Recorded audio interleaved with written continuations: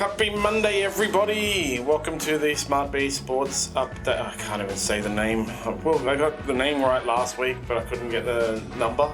Episode 7 of the SmartB Sports Update podcast. That's the one. Take 2. How was your weekend? Good, thanks, John. Yeah, a lot of sport to sink our teeth into. Footy finals and US Open, and it's all been happening. You had the UFC yesterday. It was awesome. Yeah. It's a weekend of upsets, actually, in everything except the NRL and AFL. The NRL and AFL played out pretty much exactly how we expected, but in every other sport, there was a bunch of upsets to look into. So let's kick off with the NRL and the Broncos and the Storm, which was kind of an upset as well, anyway, just because of the score. I don't think anybody expected that. Yeah, big surprise. I guess the really unfortunate thing to come out of that game was that Ryan Papenhuyzen injury. That tackle on Thomas Flegler. The injury was so graphic, John. The TV cameras just couldn't show it. Yeah, it was gross. So he's had surgery on a fractured right ankle. He was carted off with 7 minutes to go. It was only his third NRL game since returning after shattering his kneecap into 10 pieces in July last year. But thankfully the Storm had confirmed it's not a compound fracture. You just really hate to see that. I hope he's all right, and I hope he's doing all right. Yeah, that poor guy. He did post on Instagram from his hospital bed saying he's doing well. So won't be back till next year, though. Again, like last year, he won't be back till next year. So the Storm they got smashed 26-0. I think Adam Reynolds was absolutely amazing. Yeah. His kicking game was just on point. Yeah. He kicked a dropout at one point. It was going so far, it was so perfectly placed that it went out after the bounce, so the Broncos got the ball back halfway up the field. Very strong performance from him. Payne Haas as well. John, 103 metres from 10 runs in his opening 30-minute stint. He finished with 180 metres. Pat Carrigan as well made a really good return. 193 metres from 12 hit-ups with 3 tackle breaks. It's the first time, as we talked about, that the Broncos have beaten the Storm at Suncorp Stadium since 2009. So an extraordinary run for the Storm up there at Suncorp. It was also the first time in the Broncos' history that they kept a team scoreless in a final. That's quite surprising. Yeah. Especially considering the team they had back in the 90s and early 2000s. You would have thought they would have managed it at some point there, but there you go. Yeah, the Storm, you learn something new every day, right? There's not many teams that can make the Storm look so bad. Like, even in the past 20 years, there hasn't been many teams that can make the Storm look so bad. And the Storm just looked really bad. Not because they weren't trying, but because the Broncos just shut them down so easily. I was watching the game and just going like, what the hell am I watching here? A huge crowd there too at Suncorp. Really good effort. 50,000, over 50,000 there to see that finals opener. Very, very good showing from the Broncos to start off. They get a week off now. Lucky Put their feet up. Watch everyone else bash each other up for a weekend. And they can even, like, Adam Reynolds came back from an injury and stuff like that. He gets an extra little bit of rest to make that injury even better. They're gonna go through. I suspect it may be them versus the Panthers in the grand final. I can't see any of the other, based on the weekend showing, I can't see any of the other teams except the Panthers actually beating or even challenging the Broncos. Yeah, all indications are that it's very early days, obviously, but all the indications are that that's going to be the grand final. Yep. And you just can't see anyone else challenging those two teams at this point. We've got a fair bit to play out. And we'll see what happens next week and if any of the other teams come. The other teams might put their hand up. There's a long way to go, but at this stage, I'd have to agree with you there, John. It's going to be Broncos, Panthers. Who can I go for? But so we can talk about the Panthers match as well. Yes. Not long before the match started, Sean Johnson was ruled out. We discussed on Thursday. Yeah, just after we recorded our show, yes. Can't do much about that. Yeah, he was going to be the guy that the only chance the Warriors had of winning, and of course it ended up being a 32-6 smashing. Same margin as the Broncos Storm game. Yeah. But obviously the Warriors were able to score that try. Sunia Taruva scored a double in that game, John. A great performance from him. James Fisher-Harris as well, very strong. Made 101 metres with 14 runs. And that was just in his 32-minute stint to start the game. Very impressive. Panthers they started very strongly. 7 line breaks in the first half. The Warriors had none. The Panthers completed 22 of 24 sets in the first half and had 63% of the ball. So it's no wonder they got out to that really strong start. Nathan Cleary ran for 188 metres, scored a try, made 2 line breaks, had a try assist. So very impressive individual performances for the Panthers. The Panthers just showed themselves like, okay, we're ready. They wanted their break. And of course, Jerome Luai came out afterwards with an Instagram post bagging the Warriors with the up the pars, which is pretty funny. Yeah. I don't know if his coach would have been too happy about it, John. that guy, it's pretty funny. Yeah. It's funny for us. I don't know if it's funny for Ivan Cleary. He didn't even play. So he's just quiet down, lad. Yeah. That was another one. That's just, you watched it and the Warriors looked terrible. And they were clearly lacking in direction from the loss of Sean Johnson. That's a massive loss. And if he's not back for them next week against the Knights, who we'll get to in a minute, I think their season is all over as well, unfortunately. For the Warriors, Tohu Harris, he made 56 tackles. Great effort in defence from him in a beaten team. But in a further concern, he was placed on report for that crusher tackle at the 51st minute. So that's another worry for the Warriors, John. We'll find out today if he gets charged, right? Or is that'll come out today. Brian Toto, he scored 13 tries in 11 games at Penrith Stadium this year now. He ran for 173 metres and broke 11 tackles.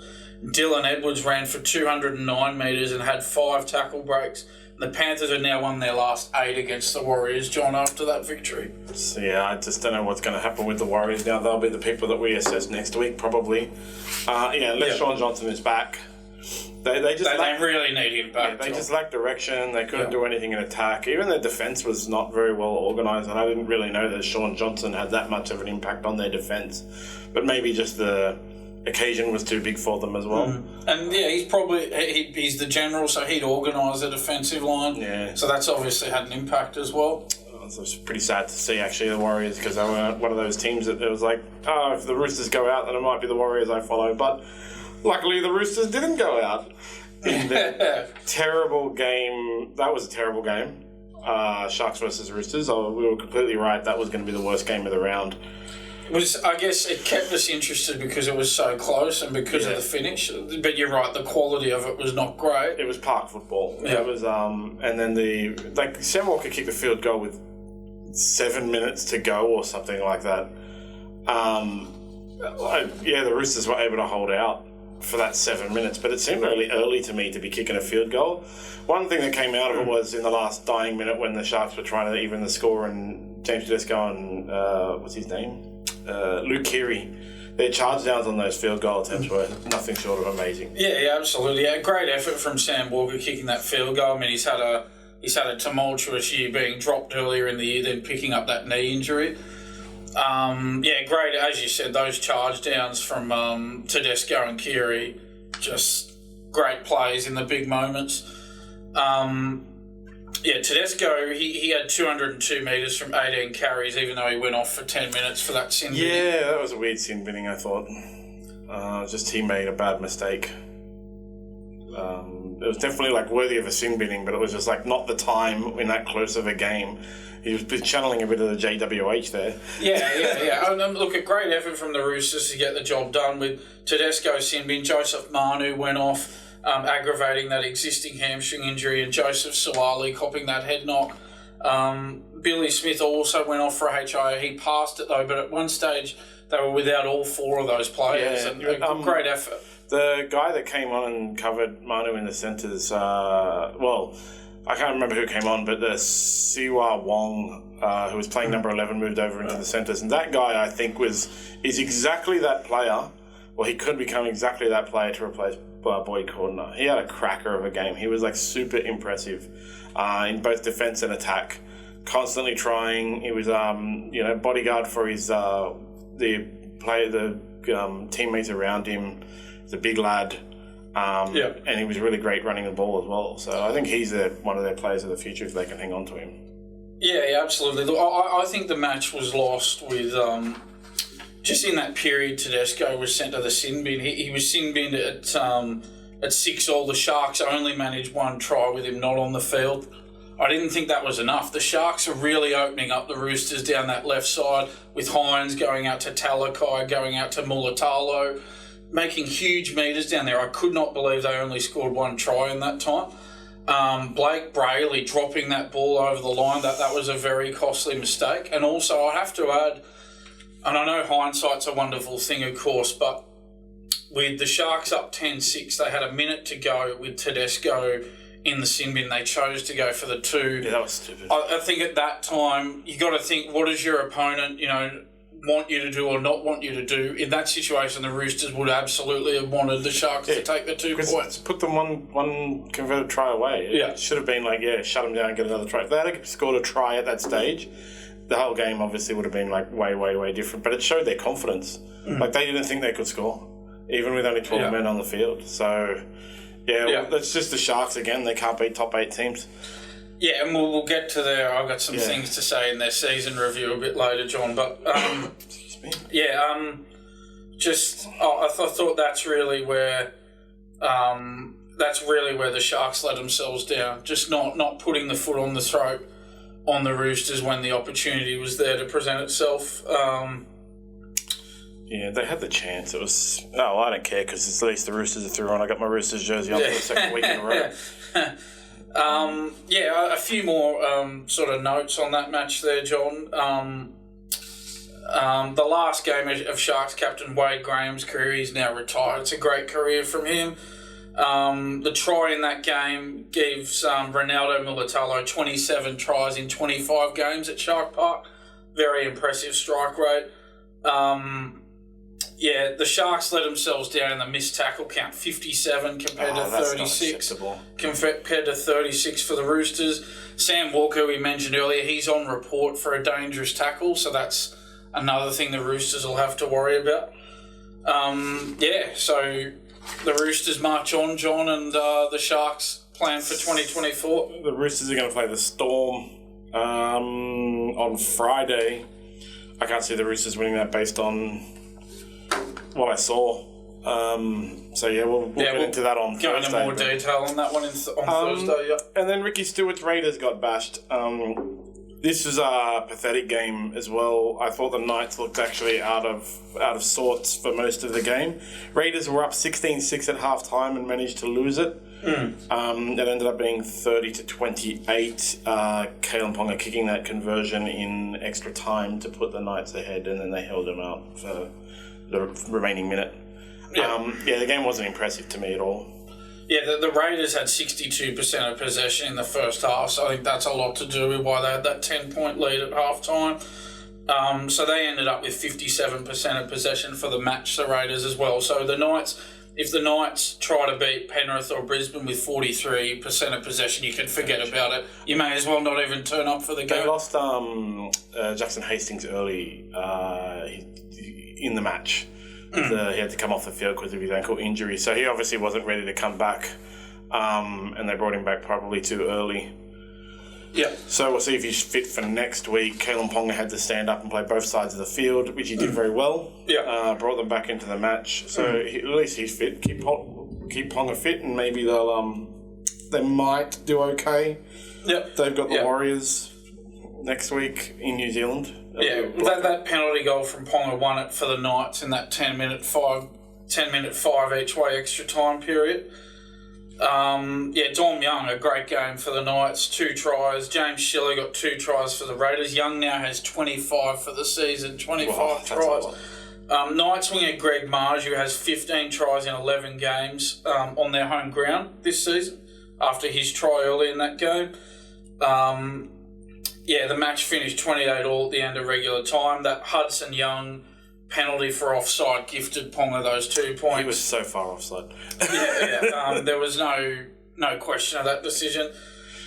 Bit of an issue for Newcastle. Jackson, as you said earlier, Hastings suffered a recurrence of that ankle injury, didn't play in the second half.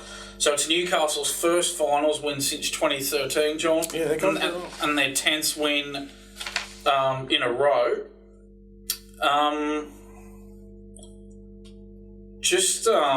That alleged bite from Jack Whiten on Tyson Gamble in the 47th minute. I can't see the Rabbitohs. What were your thoughts on that? I can't think the Rabbitohs would be very happy, seeing as he's off to the Rabbitohs next year, and biting is like 6-week suspension. There was definitely teeth marks. Yeah. You could see them on the TV. There was definitely teeth marks there. I think he may be done. Like, that'll be for a quarter of the season out next year. And that's the thing. It's one of those incidents where the suspension's either a long one. It's either 8 or 10 weeks, or it's nothing. You either bid him or you didn't. So there's no. This is not one of those. You couldn't give him a 3 or 4 week suspension for this. It's either 0 weeks or 8 to 10. Yep. It's not good. Just every Rabbitohs fan, every Rabbitohs coaching staff member, just sitting there going, "Oh my God, what have we bought?" Because that's a massive loss for them in their salary cap for early next year. Could be like a quarter to a third of the season off. And he's gone over there for good money as well. So it's there's other toss-ups about whether he would play fullback and move Latrell back to centre, or whether he'd play centre or whatever. But it's going to be a massive gap in the Rabbitohs back line at the beginning of next year. Just finally on this game, John, I did enjoy the very entertaining Ricky Stewart press conference at the end of the game. I had a good look at it. He's always entertaining. We love Ricky on this show. Oh, yeah. So Ricky said, that gave me a bit of a chuckle. He said the Raiders were unlucky not to be in the top 4. They came 8th, and they finished 3 wins off the team that finished 4th, which are the Warriors. So I can't work that one out. Unlucky. If only there was some way you could actually measure this, like a number, numerical value, how many times you won versus how many times you lost, something like that. If they come 5th and they finish 1 or 2 competition points outside the top 4, all right, you might be able to argue you're unlucky not to be in the top 4, but not when you scrape into the top 8 and finish 3 wins off 4th spot. I couldn't work that one out, John. Another thing he said in the press conference, which was of interest to me, he said, "You wouldn't know that we had 2 Origin players out and an international player. You probably would have heard about it if it was another club. We don't talk about it." Yeah, you don't talk about it until you mention it in the press conference. Well, they do talk about it when they name the teams. What is he talking about? We don't talk about it except when I talk about it in the press conference. Oh, man. We talked about Cameron Ciraldo needs to take some responsibility for his team. Ricky Stewart, we'll just touch on next week's schedule, which is Storm Roosters will play at Melbourne on Friday. Warriors and Knights will play in New Zealand on Saturday, and now we can do some end-of-season reviews for the 2 teams, one of which is the Raiders. Yeah. Ricky Stewart, I have never ever heard that guy take any responsibility for anything that happens with his team. It's always referees, Origin players being out, being unlucky not to make the top 4. When you come 8th and scrape into the top 8, John. When you lose most of your last games. If you wanted to come 4th, you know what you could have done? Won. Yeah, exactly. that's what you actually have to do. You have to win games. Yeah, we've talked about it before. It's his playbook, John. He'll never take accountability himself. He'll deflect. It's always the referee's fault, or he blames injuries, or he blames someone on the other team, what they did. There's never, as you said, there's just never a moment where he puts his hand up and says, "Look, maybe I was a bit off today. Maybe it was on me, not the referee." It just never happens with Ricky. They could have won if they hadn't given away that penalty. They were up 16-6 at half time. They could have won. They threw it away, and that's preparation. They had 57% of the ball. Generally speaking, if you have 53% or more, you win 90% of the games, John. They were only up by 10 points at halftime with a 30 kilometre an hour wind at their back. They really needed to do more in that first half with that wind and all that mountain of possession they had. Yeah, and the Knights lost one of their their spine and had to do a major reshuffle to accommodate for it, and managed to not only win but come back from a 10-point deficit where they had no possession. Ricky, it's not like the refs and it's not the opposing team and it's Ricky Stewart. Like, he's been at the Raiders now for 9 years. 9 years without a premiership. He's doesn't make the finals very often, or if they do, they go out in the first round. He's got a win rate of 51% at Canberra, which is okay, but it's 51%. His overall win rate as a coach since he started in whatever it was, 2002 with the Roosters, is 50% because he was at Parramatta when they were featured in American news about the worst cheats ever in the history of the world, when they were $1 million or whatever it was over the salary cap, won 2 wooden spoons in a row. You know, like, it's time for you to look at yourself, Ricky. He took the Roosters to a premiership with one of the, like, half of the team was the Australian team when he took over. Graham Murray built the team. I think it was Graham Murray who was the coach. Yeah, it was before him, Brad Fittler, Luke Ricketson, Craig Fitzgibbon, Anthony Minicello, Adrian Morley, like these guys who were like, half of their team was the Australian team, and the other half was the New Zealand and England team. When England, it was actually like England was like a top team, you know. And he took over a B team that was built and won a premiership, and since then he's done like nothing. Yeah, he won a premiership in his first season at the Roosters in 2002, and then he lost back-to-back grand finals in 2003 and 2004.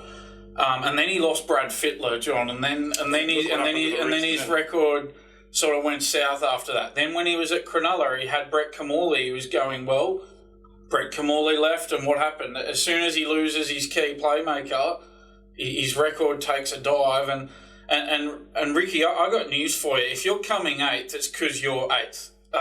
You're not unlucky to make to miss the top 4. You were 8th. That's where you finished. Sorry about that. There's actually like a numerical value that is applied. Numbers don't lie. There is a way. That's why there's a ladder, right? There's a way to rate who was the better team. Yeah. It's laid out in numbers. And numbers don't lie. He came 8th because the Raiders sucked at the back end of the season. They were terrible at the back end of the season, which only comes down to coaching. That's the ability to keep your team up for the entire season.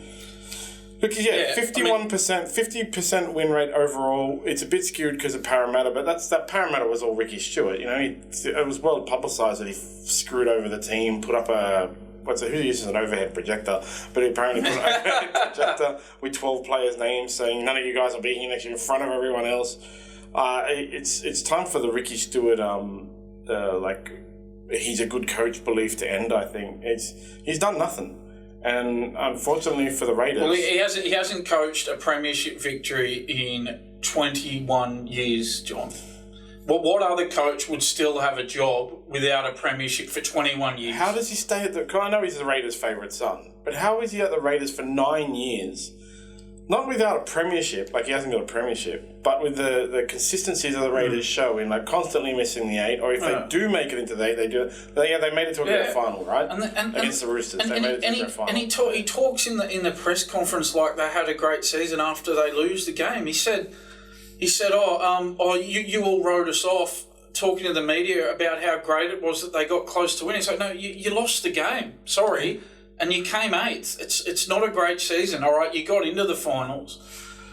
But, I mean, you've gone out in the first week. I mean, you know, he's just. You watch his press conference, he just looks like he's a victim the whole time. He is. So we can check out. I forgot to check actually. Like, what are their gains and losses? I'll just while I do that. Yeah. While you do that, I'll just go through a few more sort of stats on their season, John. They lost 4 of their first 5 games. Then they recovered, winning 5 in a row. But then they lost 5 of their last 7 regular season games, and they did just enough to scrape in. So they've lost Jared Croker to retirement. Matt Frawley's gone to Leeds. Brad Schneider was released. Semi Valamay to North Queensland Cowboys, and Jack Whiten to South Sydney Rabbitohs. And they've signed Simi Sasagi from Newcastle Knights until 2025. They did go through a bunch of re-signings. So they re-signed Emery Gula, Peter Holler, Albert Hopewadi, Sebastian Chris, Danny Levi, Jordan Rapana, Harley Smith-Shields, Tom Starling, Chevy Stewart, Adrian Trevelyan, and Hudson Young. that's some big losses. Jack White and Jared Croker. And then, Simi Sasaki gains. They're not going to do well next year. How long are the Canberra Raiders actually going to tolerate Ricky Stewart? It seems like forever. Yeah. Who knows? Who knows when he'll finish up there? I'm sure he'll be able to spin it that I got into the 8, and I think that the thing is, John, the problem is that people are a bit too fixated on top 8 finishes. I mean, if you're not in the top 4, you don't get a double chance. I think coaches really need to be judged on top 4 finishes, not top 8 finishes. There's a huge difference between making the top 4 and finishing in those 5 to 8 positions.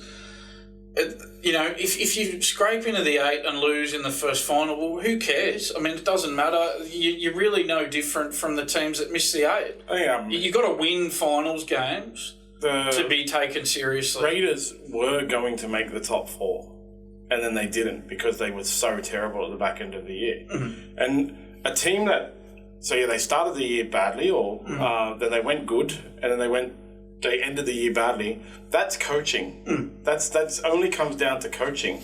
It's not down to the players, because the players can play well because they do, and they made the finals.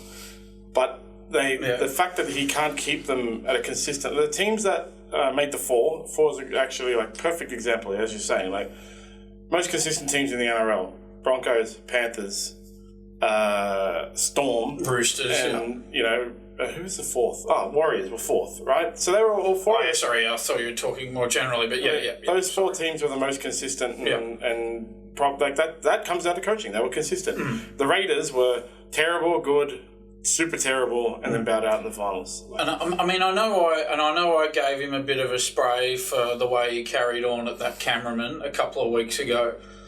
But we're just stating the facts here. That's all we're doing. There's no agendas here. We're just stating the facts. We're just looking at what he said in press conferences and dissecting it. This is not personal, but he's just not held to account enough by a lot of sections of the media. And so we're not about that here. We're going to hold these coaches to account. I tried to hold Cameron Ciraldo to account the other day.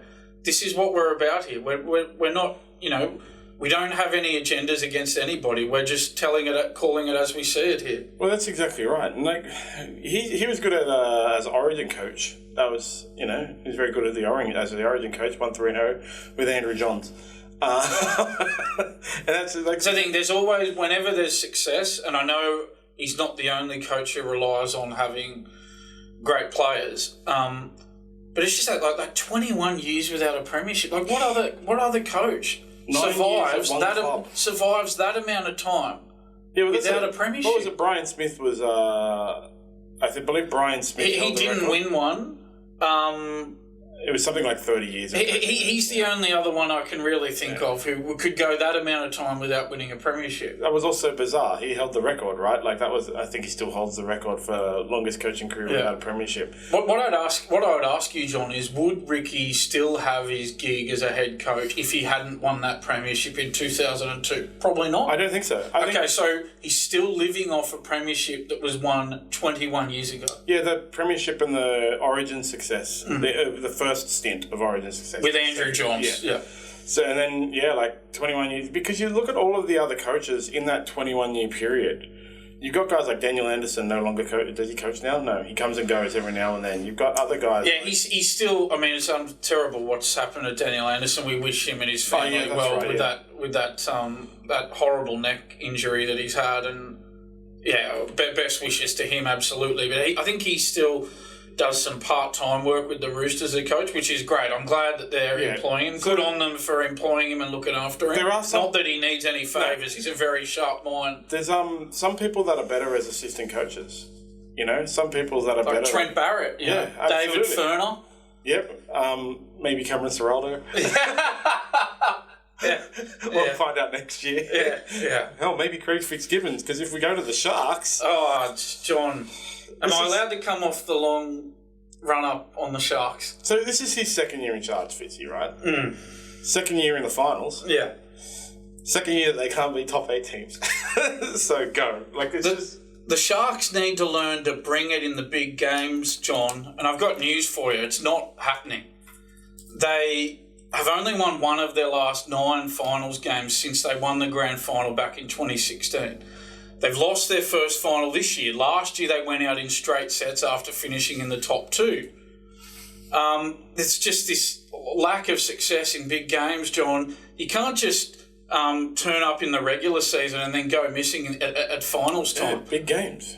It's just extraordinary. I mean, they've got to start to ask themselves some serious questions. Do they want to actually be a factor in the finals, or are they happy to just get there and just participate and look good and try and meet these KPIs that mean nothing? Oh, we made the finals this year. Who cares if you make the finals if you do nothing in the finals? John, there's a line in that great movie Moneyball, which I love. It's my favourite movie of all time, where Brad Pitt plays Billy Beane, the general manager of the Oakland Athletics. Brad Pitt goes to the co-owner of the Athletics and says, what are we doing here if it's not to win a championship? Cronulla need to ask themselves the same question, John. This is not good. These numbers are not good. They had the longest premiership drought in not just NRL, but as a team, right? It was like 43 years or something like that. And it seems like 1-1, don't need to do it again. That's not the way to be at all. They're just this is their consistent seasons. Make the 8, fall out of the 8. Make the 8, fall out of the 8. And they don't play badly throughout the year. They just tend to, as soon as it hits the final time, not be able to. And it doesn't matter who the coach is. They're like, well, obviously Shane Flanagan, King of the Dragons, won a premiership with them, and then I believe the coach after that was John Morris, who was let go in strange circumstances, and then it went to Craig Fitzgibbons. Was that that was the sequence of events? John, they've been in the comp since 1967. They've won one premiership in a 56-year existence. 1 in 56 is not a good strike rate, John. No. And then you look up and you look at their recruitment for next year. They've recruited 0 players for next season, John. Yeah, who have they let go? It's just... What are they called? The Sharks. So they have... Yeah, they've lost Wade Graham and they've lost Matt Ikavalu. 2024 gains, none, 0, John. None. They've re-signed... Well, they re-signed Nico Hines, Sione Katoa, Will Kennedy, Talakai, Braden Trindle. I don't know. I don't see them going very much better next year unless the whole entire culture of that club changes to want to do something. There are 2 competitions every year, John, the regular season and the finals. You can't just be good in the regular season and think that's good enough. So they need to ask themselves some serious questions. They need to have the Brad Pitt Moneyball conversation, John. Yeah, what are we doing here if it's not to win a championship? They need to ask, what are we doing here if it's not to win a premiership? I don't know. Craig Fitzgibbons, the coach, is well spoken of, well thought of, and he seems to be able to get the team up consistency. They stay around the top 8 for the entire year and things like that. But then, it's just that big game moments. Sharks have the local derby, which is like, a big game throughout the year. They smash the Dragons every time these days. But it's... I'm sorry about that. Every time these days. But, we've already hammered the Dragons last week. We can't. But they just...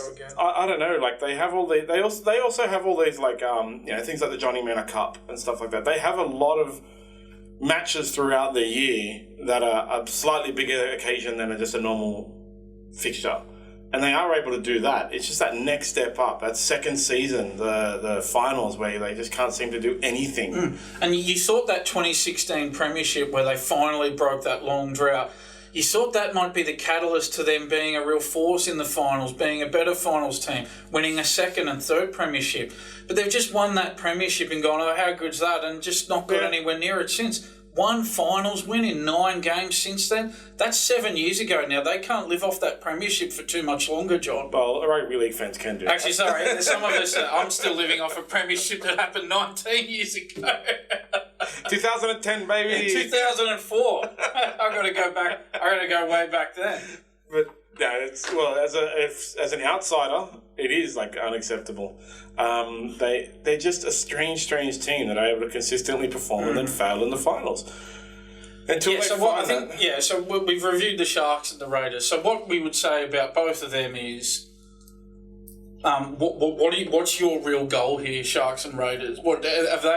Are you deluding yourselves into thinking that you had a good season this year because you made the top 8? How are they really any different from the teams that missed the top 8? I think it's different for teams that win finals games and get to the last 4. I think there's a difference there. Well, but if you get to the finals and lose the elimination finals in the first week, you can't con yourself into thinking that you're going well. You need to be self-reflecting, looking at, well, what can we do better? Where can we go better next year? How do we move up into that top 4 bracket? How do we challenge for a premiership? Do we need to rebuild? You need to ask yourself, do we need to rebuild? Even coming 7th and 8th is not good enough. You need to constantly ask yourselves these questions. If you're not up in that top 4, you need to be looking at yourself. Yeah, you look at the Knights and the Roosters, they are indicators of teams that are going well. Both of them performing better than they were earlier in the year. Knights well documented from 14th to the top 8 and won a game. Yeah, exactly. Roosters at one point were definitely going to miss the 8. Yes. So 8 and won a game. Yeah, so if the Knights and Roosters lose next week, John, you'd still have to think, the Roosters at the start of the season, we thought they would go better, but from where they were, to be fair, it's been a really good recovery. Newcastle, sensational recovery. So they, even if they do lose next weekend, which they're expected to do, especially if Sean Johnson comes back for the Warriors against the Knights, they can at least say, well, look, we made some improvements. But I don't think the Raiders and the Sharks are in that category, John. Not at all. They haven't. The Raiders and Sharks definitely. So the Sharks finished lower this year than they did last year, and then the finals result was basically the same. The Raiders finished... What did the Raiders finish? So, the Sharks, they came second last year and then went out in straight sets. Yeah. And then, so this year they finished sixth. And gone out in the first week. Yeah. And, 2002, where did the Raiders finish? 8th. So, last year the Raiders finished 8th and went out in straight sets. Went out in the first week. Yeah. This year they finished 6th. They've improved. They haven't improved. They've been the same. This year's 6th and gone out. Sorry, I do apologise. The Sharks finished 5th. I apologise. No, wait, I'm looking at Sorry. No, that's... Sorry. I think you're looking at... I'm around 25. Yeah, that makes a lot more sense. It's all right. There we go. So the Sharks were 6th. And Raiders were 8th. Yeah. So Raiders didn't improve. And they definitely did improve because they just fell out again. I think Raiders need to do a complete, one of those reviews. They all have to do... Both these teams, But they probably won't because Ricky Short will say they don't need one.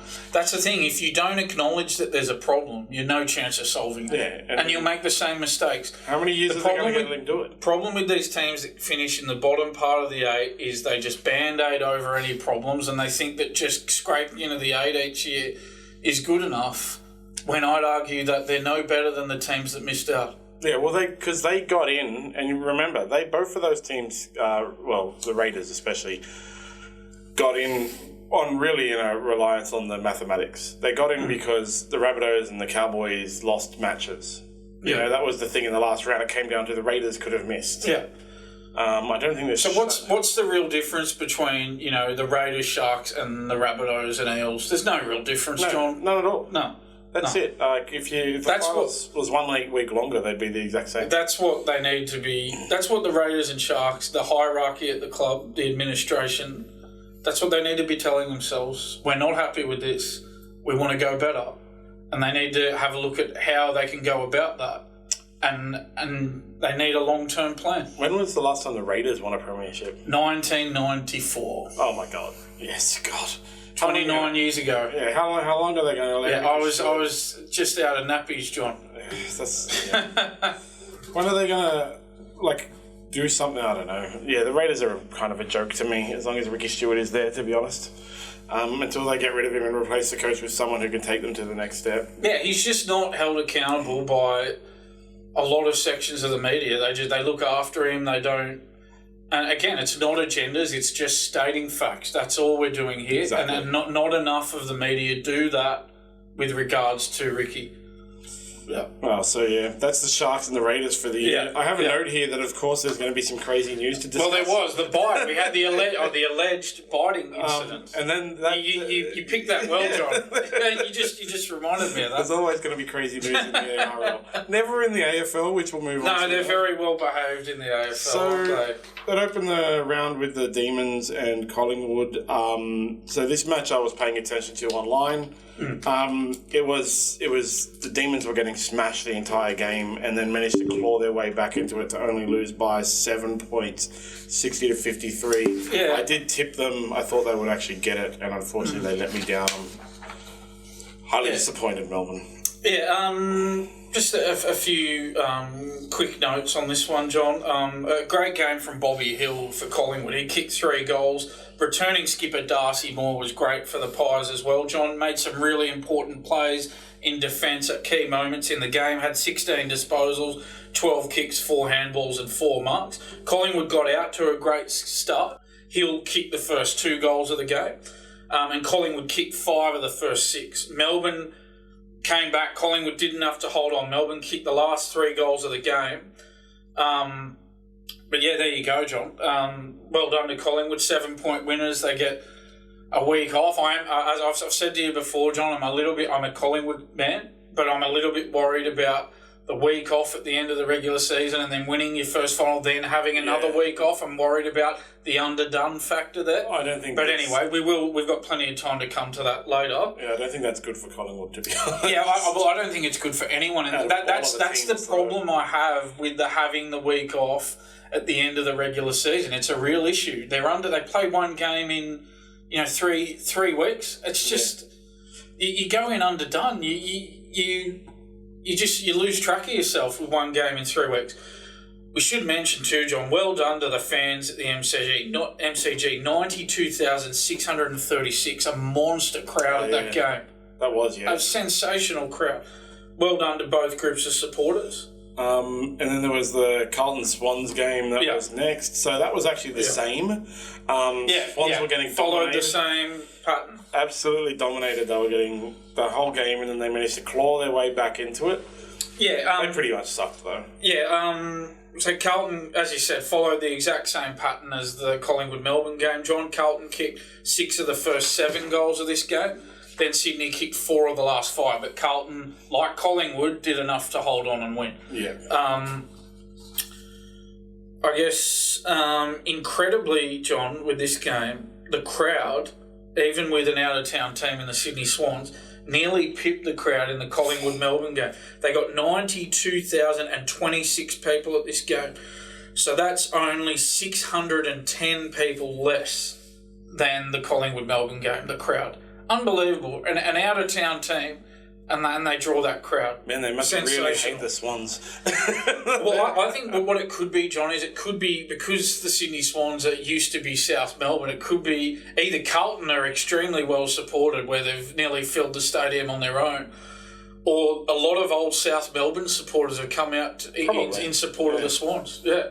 So very interesting. It was a fun game to watch, but yeah, Swans looked pathetic the whole entire time, to be honest.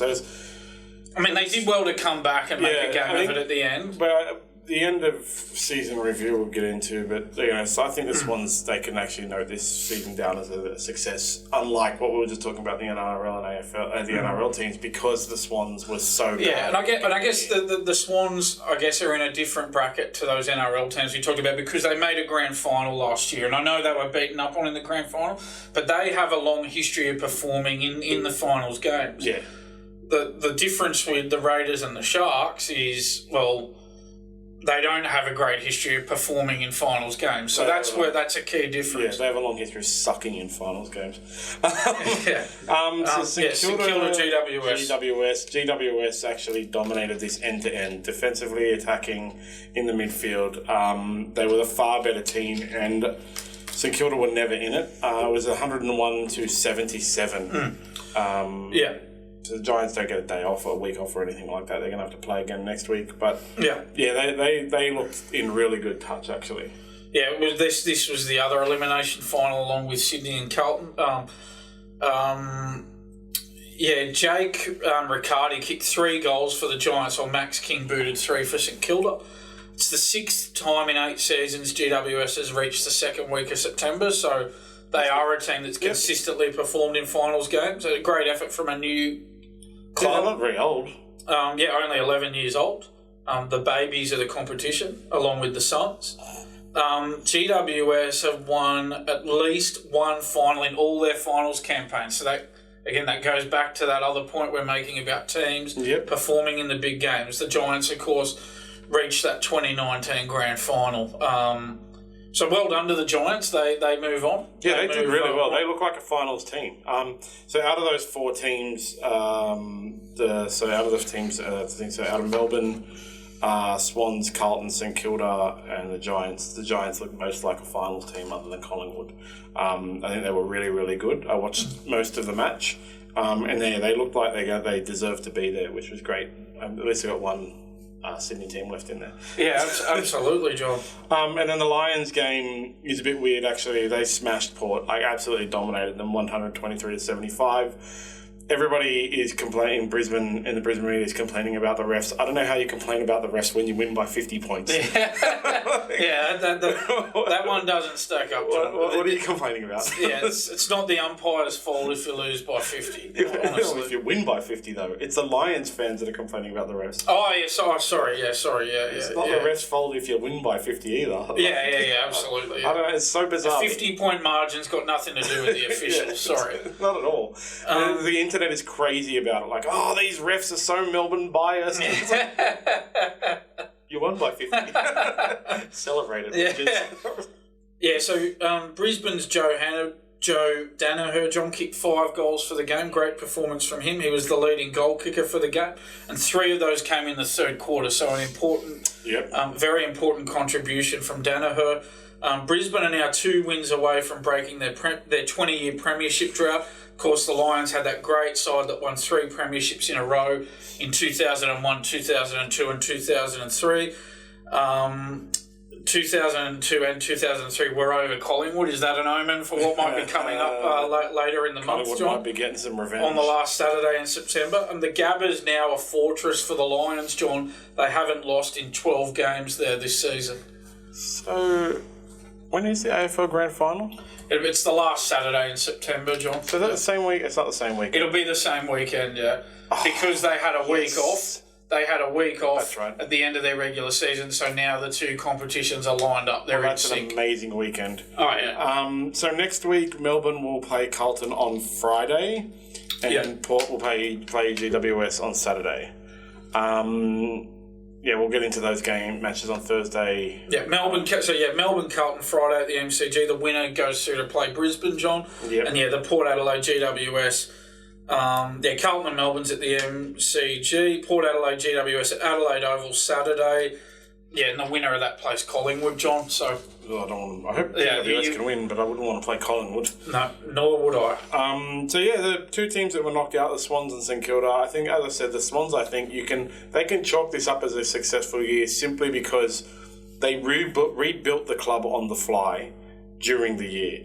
They were destined to miss the 8, and they managed to make the 8, going on that win streak of 5 or 6 wins at the end of the year, and then obviously they scraped into the finals, and that shows that perhaps next year they'll be able to maintain more consistency throughout the season and actually challenge for the 8 next year is more of or even the 4 next year is more of a dominant team, because they did beat some good teams in that stretch as well.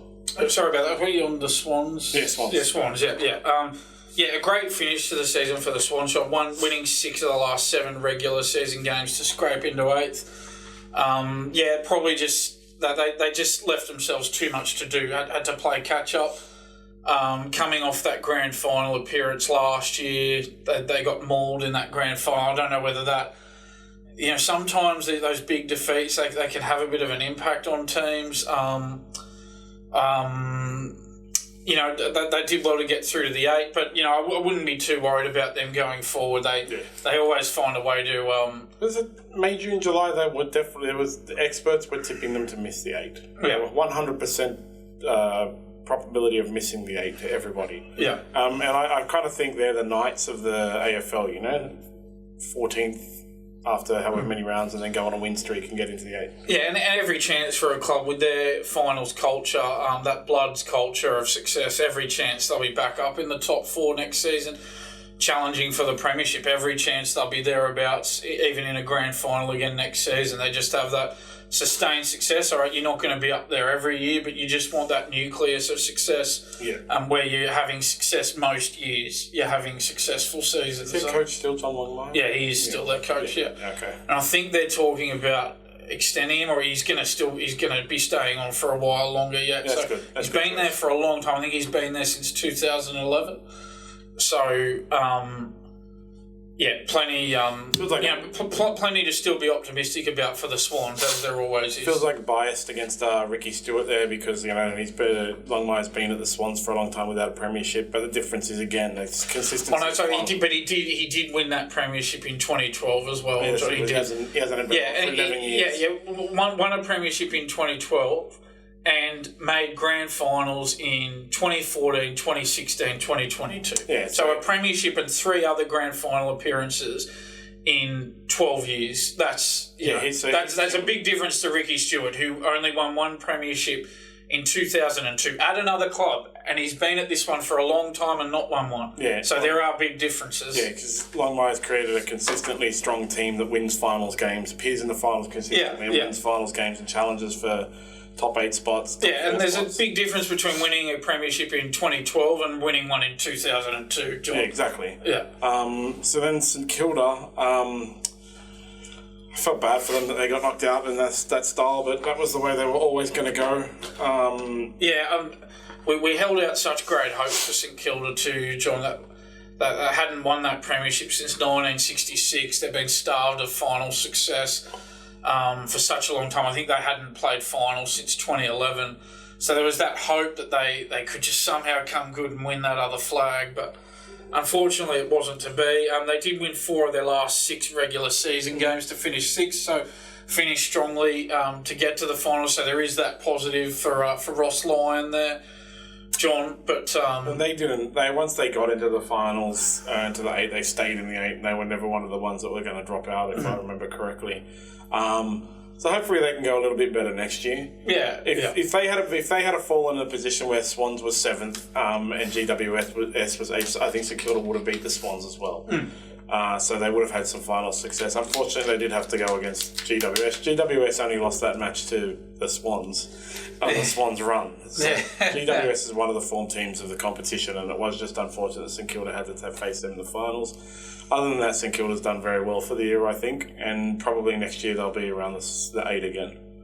There are a lot of AFL teams that are going to be around the 8 next year, though. That's the thing. There's a lot of them, with some small improvements. Yeah, fingers crossed for St Kilda they can build on that for next year, John. I think so. I think they can. Yeah, 1966 is too long ago. Oh, poor guys. Yeah. But I know that one too, because, it was like 1966 to 2010 for the Dragons, yeah? Was it 1966? Something like that. Was it 77 maybe? Yeah. Maybe 77. Yeah, but a long time. Yeah. It was a long time between drinks. And then we won 2010. Yeah, you got it. Yeah, still living off that one, John. So that's the AFL for the year. Until next week, not for the year. So next week, on Thursday, we'll be previewing Melbourne, Carlton and Port versus GWS. And then we can move on to the US Open. Yes. So this weekend was a weekend of upsets, okay? Just in all other sports. Alcaraz lost. That was the first one. Ruining everyone's tennis multis in the world. Yeah. Did he ruin yours? No, I don't have a tennis multi. Oh, right, okay. I went for Ollie Silverton's 6 bets in 60 seconds that we posted on the thing, and unfortunately it was New Zealand who ruined that for me. Yeah, smartb.com.au. Make sure you follow the Instagram channel because you can get Ollie's 6 bets in 60 seconds each week. Yeah. It's a new feature he's going to be doing. You can go for the multi. My multi, I put $10 on and I was paying $1,600. So. Yeah, maybe not a multi next time. What happened in the US Open? Yeah, so John, not too long ago, Novak Djokovic has taken out his 24th... Well, it was already a record, but he's extended the record 24th Grand Slam title. It's his 4th US Open title. Had a straight sets 6-3, 7-6, 6-3 win over Daniil Medvedev in the finals. So that 24 Grand Slam titles now puts Djokovic 2 clear of Rafael Nadal on 22 and 4 clear of Roger Federer on 20. I guess it'd be a nice feeling for Djokovic. He's had a bit of a checkered history at this tournament in recent times. In 2020, he was disqualified for hitting the ball at that lineswoman. In 2021, he actually lost the final in straight sets to Medvedev, so he's reversed that result this morning. And last year in 2022, of course, not allowed into the country due to his vaccination status. So a very nice turnaround for Novak there. So he, there was a reason we didn't actually end up having to watch it on the screen is because he dominated that match. Yeah, so and he beat it so quickly. He'd already wrapped it up before we got on air recording here, John. So it was 6-3, 7-6, 6-3 done in like 3 hours. Yeah, all wrapped up. So Djokovic, that gives him 3 of the 4 major wins this year. He only came up short in that Wimbledon final. He took that to 5 sets against Alcaraz. So imagine if he had won that, he would have won the calendar Grand Slam. Has he ever done a calendar Grand Slam? No, the year I talked about where Medvedev beat him in straight sets in 2021, he was going for it. He'd had the 3. He had the Australian Open, the French Open and Wimbledon. But he came up short in that final against Medvedev, fell at the last hurdle, and this year so close, 5 sets to Alcaraz at Wimbledon. If he had won that, he would have had that calendar Grand Slam. Federer has one, right? He doesn't actually. The only one to do it, I think Rod Laver did it twice. Wow. Don't ask me the years, John, but Rod Laver did do it twice. It just seems so hard to do. I guess it's just... Yeah, it's extraordinary, yeah. To keep yourself up. Because tennis, we do classifications at SmartB Sports, tennis falls into a combat sport classification because it's one person versus one person, and tennis is so quiet, it's so intense. I just don't. I can imagine the reason they can't get that calendar year Grand Slam, the calendar thing, because it's just too much intensity. I think it just that final a couple of years ago when he was going for it against Medvedev, I think the pressure just got to him that day. It just wore him down. I think it's really hard. Medvedev just had a good day and got him. Because even for like combat sports, they fight like 2 or 3 times a year maximum, whereas even with tennis, they play the minor tournaments. But those 4 Grand Slams, there's so much intensity and pressure. And to be able to get it up 4 times a year like that is just, it's so hard. Doesn't matter how good they are. Like you just said, nobody's done it except for Rod Laver. Yeah, the calendar Grand Slams are very, very difficult, that's for sure. A bit of colour from the final for you, John. The Djokovic-Medvedev men's singles US Open final. So the celebrities at the final in the crowd, Sting was there, Jerry Seinfeld was there, Justin Timberlake, Keith Urban and Nicole Kidman, Leonardo DiCaprio, and Matthew McConaughey was actually sitting in Novak Djokovic's box talking to his coach. So he looked like he was giving his coach some advice. I wonder if Matthew McConaughey was giving the same advice to Djokovic's coach as he gave Leonardo DiCaprio in Wolf of Wall Street that legendary movie scene, John. One of the great modern movie scenes. That's so Leonardo bizarre. DiCaprio and Matthew McConaughey in Wolf of Wall Street. That's so bizarre. What is he doing there? One of my coaches. He was helping out. He was gesturing, he was pointing down to the court, and Novak's coach seemed very engaged with him. So maybe that's part of the secret to his success. He's got Matthew McConaughey in his corner. So let's see what happens next year if Djokovic can get a calendar year next year. Yeah, one of the great actors of the world, Matthew McConaughey. That's so bizarre. Yeah, it's extraordinary, isn't it? And then Coco Gauff won the women's. Yeah, the women's. Well done to Coco Gauff, just 19 years of age. She's the second American teenager to win, I believe, after Serena Williams, her hero. The youngest American tennis player to win a slam since Serena Williams. Yeah, absolutely. So won her first major victory in the final over Arina Sabalenka in 3 sets. It was Gauff's second major final after losing the 2022 French Open decider.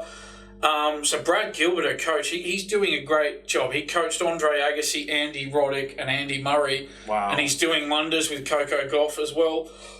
So well done to her. Great effort. Yeah, excellent. Sensational. When the US Open first started, she's a character. She's good for tennis. Down to earth, humble. There's a lot to like about Coco Gauff. So the US Open is over now. Yep, all wrapped up. No That's more it. major tennis tournaments until January, where we'll see the Australian Open. Yeah. Novak Djokovic begins his campaign to get that calendar. And man, when is he going to finish winning, actually? Because he's at 24 now. Yeah, 24 now. Going into the Australian Open, he'll be the overwhelming favourite. He's won that 10 times. Oh, my God. So he'll be going for 11 Australian Open. So he's getting up into Rafael Nadal French Open territory now at the Australian Open. Nadal's won 14 French Opens. How old is he? Djokovic, 36, yeah. So he's probably got 2 more years in him that he can be at this level. 2, maybe 3. Yeah. He's pretty fit. I can see in you, John, that you're over it and you want someone else to take over. It's Alcaraz's time, baby. Yeah, I can just see it Another 2 brimming on you. Because he's going to be so far ahead in that record. It's going to be one of those ones that you just can never beat. Because he's got 24 now. He could probably win 6 more in the next 2 years. Do you really write off the chances of him getting to 30? I don't. I think he's every chance of getting to 30. In the next 2... So it's hard to win how many times has he won 3 in a year? You know, he has never won 4, but how many times has he won 3? Oh, yeah, I'd have to be honest, I'd have to go back and have a look at it, John. But yeah, that's... So 2 more years at the top and he'd be at 30. Yeah. Ridiculous. Come on, man. Time to retire. He's also made more money than Roger Federer. And while he's winning, why... But I did think, though, John, that once he'd got ahead of Nadal and Federer, that once they'd sort of disappeared from the scene, I thought that he might lose the motivation because he doesn't have those two sort of going with him and keeping him on his toes. But that doesn't seem to be the case. Nadal, he still wants to come back, even though his ranking's blown out to over 100. Still wants to come back, still wants to compete. You'd never write Nadal off winning a French Open, but really hard to see how Nadal would be able to win any one of the other majors at this point. No, he's too old and too broke, wasn't he? And just too injury prone. Yeah. He's been out for too long, John. Yeah, he can just come back and get some prize money. Not that he needs it. Yeah.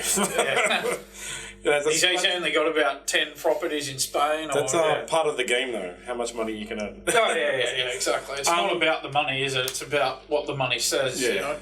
So, there'll be tennis will be back next year. Basketball World Cup finished. Again, massive upsets. Serbia ended up beating Canada for the finals qualifier 95-86, and Germany beat USA 113 to 111. I've never seen a sporting team look so dejected as the USA did. Germany called it. So Germany's won the. So they won the whole thing. Oh, they won the World Cup. Yeah. So the qualifier was Serbia, Canada, and Germany, USA. Germany ended up beating USA. Germany called a timeout with 0.5 seconds to go. Ah, okay. They were up by 2 points, so the ball would come back in and then they would finish the match out. The American team was so dejected. USA ended up beating Canada for third place, and Germany ended up beating Serbia 83-77 for first. So Germany are the World Cup champions in basketball. They were the form team. They didn't drop a game. I think they dropped one. But yeah, they were the form team of the comp. But it's still surprising that USA lost to them. You could see the looks on the USA players' faces. They just couldn't believe it. So before the game, how much did you expect the US? Obviously, you expected the US to win. How many did you think they were going to win by? I would have thought they would win by a good 10 points. Right. Okay. So a huge shock. It was just shocking. And you go watch the footage on. You can see it on the internet of how the whole entire USA team looks when there's that 0.5 second timeout, and they look like just in shock. Like, how did this happen? It's not believable. They come third. That's probably a failure for them. Excuse me. Yeah. So that's the World Cup. That's the Basketball World Cup. And then we had the Rugby World Cup. Yes. With another upset. Yeah. With France beating New Zealand. France beat the All Blacks 27-13. It's the first time New Zealand has lost a pool match in World Cup history, John. The 14-point loss was New Zealand's heaviest defeat in a World Cup match as well. So, extraordinary performance from the host nation there, France. Well done to them. Unbelievable. Great effort. Couldn't believe it when I looked at it. Had to refresh a couple of times to make sure. The truth. You thought there might have been something wrong with the computer. Yeah, it was just bizarre something. So that was what screwed up my multi. It was the second match of my multi, and that was what screwed it up. Australia did beat Georgia, so Eddie Jones has finally won a match.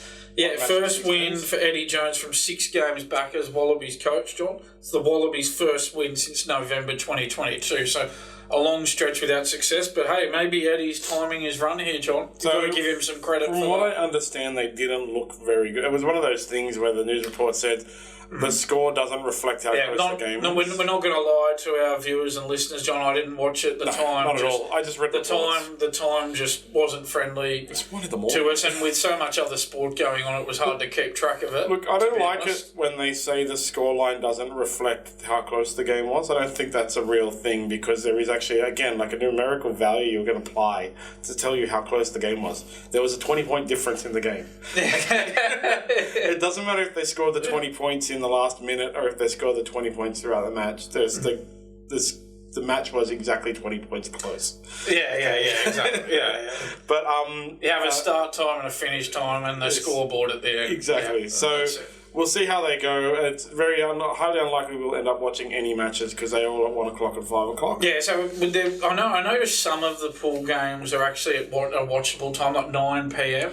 Yeah. But I don't think, by the looks of it, none of the Wallabies games are at a watchable time. Yeah, that's exactly right. Well, it's all based around like the host nation and stuff like that. So when they don't care about putting Australian matches on acceptable Australian times. Yeah, of course they don't. Yeah.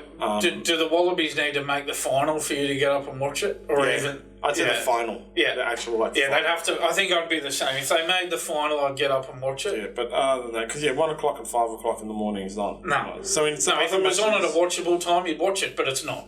In some other matches, because as is usual with the Rugby World Cup, there are some teams making up the numbers.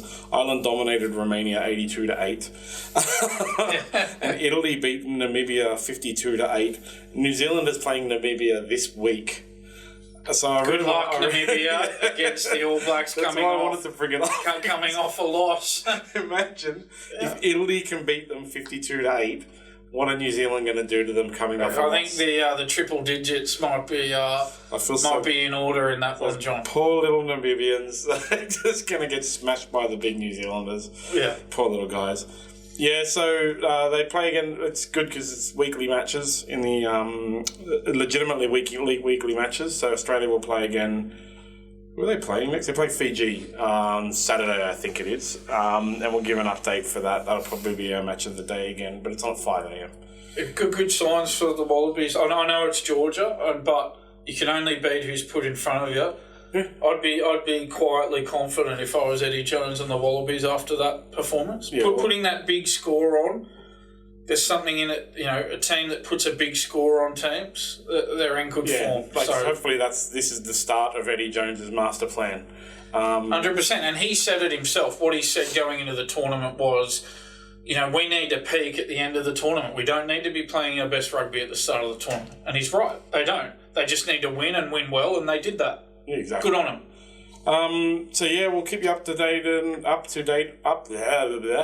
We'll keep you We'll keep you updated on the Rugby World Cup, how we go throughout the year. Yeah. It's highly unlikely. I think once the NRL and AFL Finals are wrapped up, we'll be able to look at it a lot more closely. There's just so much sport going on. I know Australia and South Africa are playing that ODI series, John, but Australia won, right? It's just so much sport going on at the moment. It's really hard. We're not going to talk much about that. No, because it's just not a high priority at this point. Once the football seasons wrap up and the actual Cricket 50 over Cricket World Cup starts, then we'll be giving it a lot of attention. Which is in India, so the time is also good. Yeah, that'll be great, but unfortunately, it's just low down the list of priorities at the moment. There's just so much else going on that's more important.